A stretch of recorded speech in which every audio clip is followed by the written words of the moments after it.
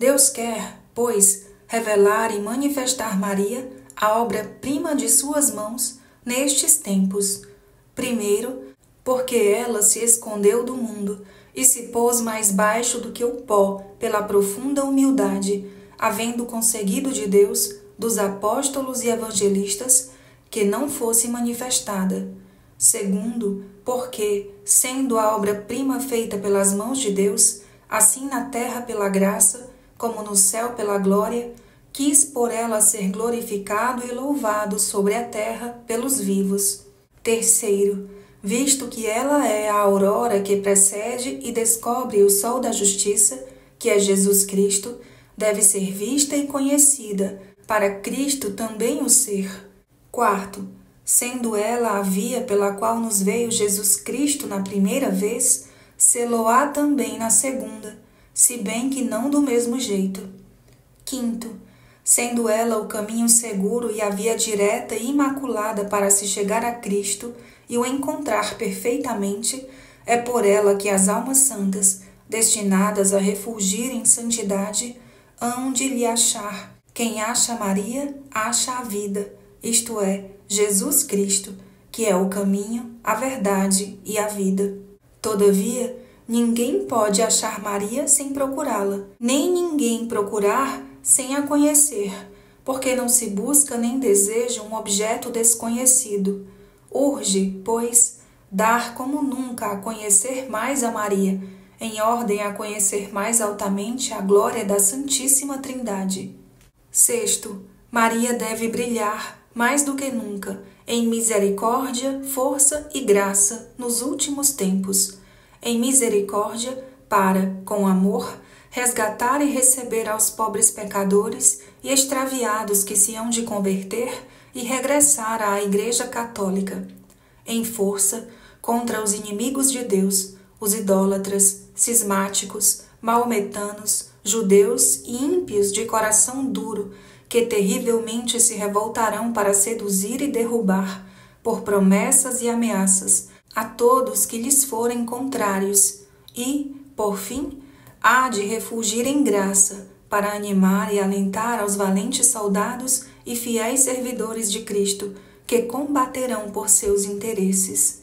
Sétimo, Maria, enfim, deverá ser terrível aos olhos do demônio e seus asseclas, como um exército em linha de batalha, sobretudo nos últimos tempos, porque sabendo o diabo que tão pouco tempo lhe resta, e então, mais do que nunca, tanto mais empenhos fará, e combates moverá, dia após dia, para perder as almas.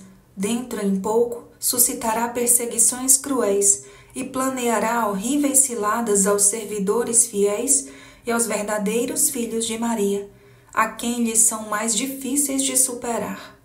São por essas últimas e cruéis perseguições do demônio que a cada dia se irão aumentando até o reinado do Anticristo, que se devem entender a primeira e célere previsão e maldição de Deus, proferida no paraíso terrestre contra a serpente. Aqui vem a propósito explicá-lo, pela glória da Santíssima Virgem, salvação de seus filhos e confusão do demônio. Porém inimizades entre ti e a mulher, entre a tua posteridade e a posteridade dela. Ela te pisará a cabeça, e tu armarás traições ao seu calcanhar. Gênesis 3,15. Deus fez e formou só uma inimizade, mas irreconciliável, que há de durar e aumentar-se até o fim. Ei-la, entre Maria, sua mãe digníssima, e o demônio, entre os filhos e servos da Virgem Santa, e os filhos e apaniguados de Lúcifer, de sorte que o mais terrível inimigo que Deus fez contra o diabo foi Maria, sua santa mãe. Ele a adotou desde o paraíso terrestre, mesmo existindo ainda apenas como ideia na mente de Deus. Tanto ódio contra este maldito inimigo, de tanto engenho para descobrir a malícia da antiga serpente, de tanta força para triunfar, destruir e esmagar esta quimera orgulhosa, que o demônio a teme mais do que a todos os anjos e homens, e, num certo sentido, até mais que ao próprio Deus. Isso não significa que a ira, o ódio e o poder de Deus não sejam infinitamente maiores do que os da Santíssima Virgem, já que as perfeições de Maria são limitadas. Mas, sim, que, primeiro, sendo Satanás orgulhoso, tanto mais infinitamente sofre por ser vencido e castigado por uma tão pequena e humilde serva de Deus, cuja humildade lhe humilha mais do que o poder divino. Em segundo, que Deus deu a Maria um tão grande poder sobre os demônios, que tanto mais temem, havendo muitas vezes sido obrigados a confessar, com pesar, pela boca dos possessos, alguns de seus suspiros, à mercê de alguma alma, do que os rogos de todos os santos, bem como uma só de suas ameaças contra eles, do que a todos os mais tormentos. O que Lúcifer, por orgulho, perdeu, Maria, por humildade, ganhou. O que Eva, por desobediência, perdeu e condenou, Maria, por obediência, salvou.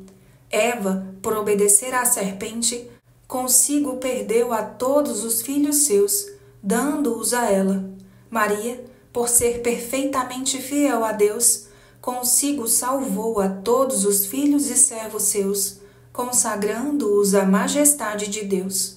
Deus não estabeleceu apenas uma inimizade, mas inimizades, não só entre Maria e o demônio, mas entre a raça da Virgem Santíssima e a raça do demônio, ou seja, Deus pôs inimizades, ódios e antipatias ocultas entre os verdadeiros filhos e servos da Santíssima Virgem e os filhos e escravos do demônio.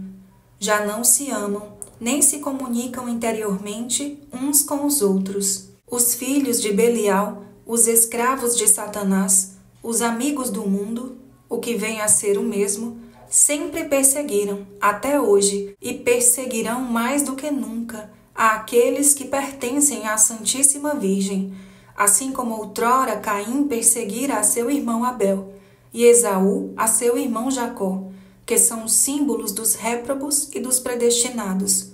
Contudo, a humilíssima Maria será sempre vitoriosa sobre tais soberbos, e tão grande será a vitória que lhes há de esmagar a cabeça, onde reside a soberba.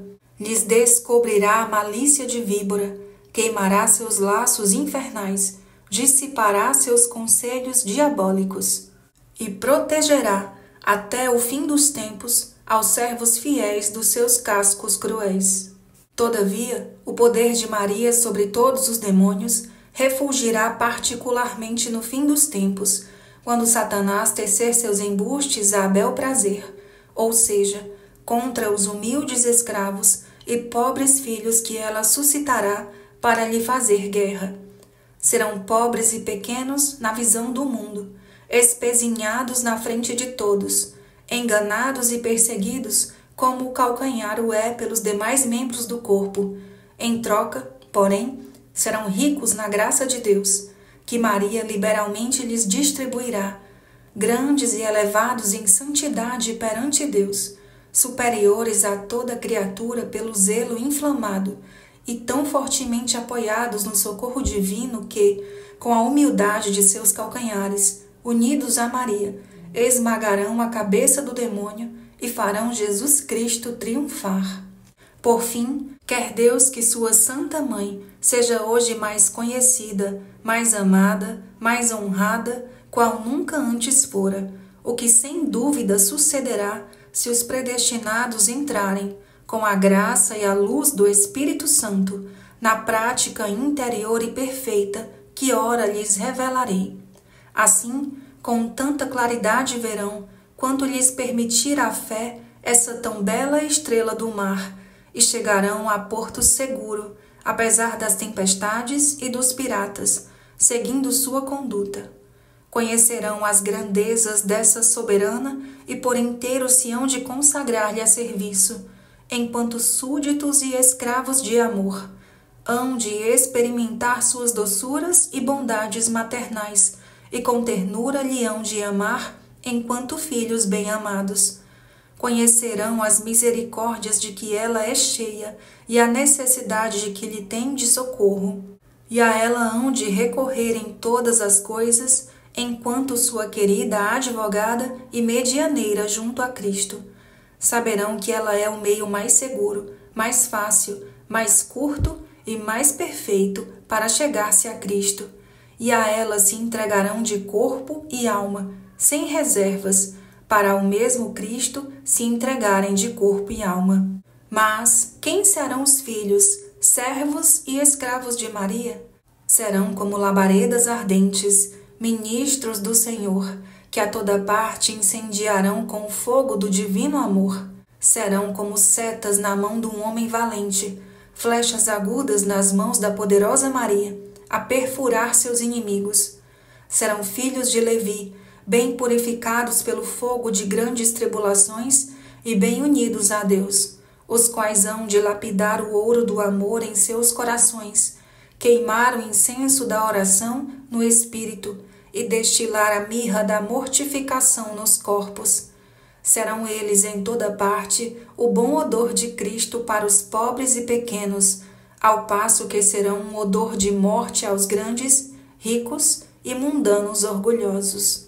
Serão nuvens de tormenta que pelos ares voarão ao sopro do Espírito Santo, as quais, sem se apegarem a nada, nem se inquietarem, nem se afligirem, derramarão pela terra a chuva da palavra de Deus e da vida eterna, trovejarão contra o pecado, relampejarão contra o mundo, fulminarão o demônio e os seus, e além disso, para a vida ou para a morte, com a espada de 2 gumes da palavra de Deus, a todos a quem o Altíssimo enviar, trespassarão.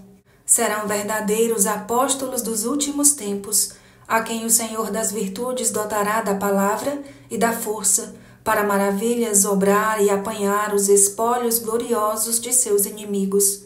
Dormirão sem ouro nem prata, e, o que mais é, sem cuidados, em meio aos clérigos, eclesiásticos e sacerdotes. Terão, contudo, as asas de prata da pomba, para irem a voar de intenção puramente voltada à glória de Deus e à salvação das almas, para onde lhes há de chamar o Espírito Santo, apenas deixando eles atrás de si, nos lugares em que pregarem, o ouro da caridade, que é o cumprimento de toda a lei. Sabemos, enfim, que eles serão os verdadeiros discípulos de Cristo, e cujos passos de pobreza, humildade, desprezo do mundo e caridade seguirão, ensinando o caminho estreito de Deus, na imácula verdade, segundo o Santo Evangelho, e não segundo as máximas do mundo, sem inquietação nem acepção de pessoas, sem poupar, ouvir nem temer qualquer mortal, seja quem for. Em suas bocas brandirão a espada de 2 gumes da palavra de Deus, em seus ombros portarão a ensanguentada bandeira da cruz, na mão direita terão o crucifixo, o rosário na esquerda, os sagrados nomes de Jesus e de Maria no coração, e a modéstia e mortificação de Cristo em toda a conduta. Eis os homens ilustres que hão de vir, a quem Maria suscitará por ordem do Altíssimo, para estender seu império sobre os ímpios, idólatras e maometanos. Todavia, como e quando assim o será, só Deus o sabe. Cabe-nos somente calar, suspirar, zelar e esperar. Aguardei com ânsia o Senhor, e por fim atendeu-me, e ouviu as minhas súplicas, e tirou-me do abismo de miséria e do lodo profundo.